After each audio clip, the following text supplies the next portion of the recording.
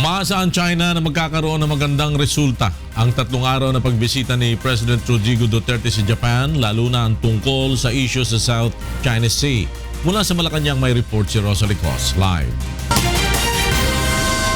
Yes, Rosalie. Magandang tanghali, Flor. Umaasa si Chinese Foreign Ministry spokesperson Lu Kang na magiging positibo at mabunga ang pagbisita ni Pangulong Rodrigo Duterte at magbibigay daan sa pagpapanatili ng seguridad, kapayapaan at pagkakaisa sa Asia-Pacific region.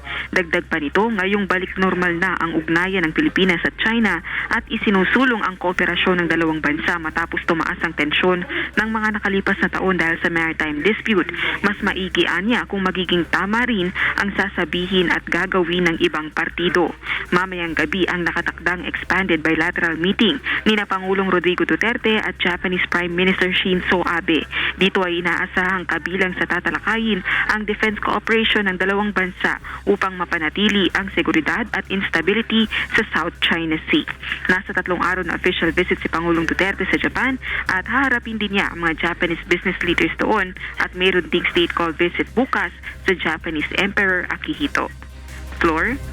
Rosalie Cos, nagulat mula sa Malacanang.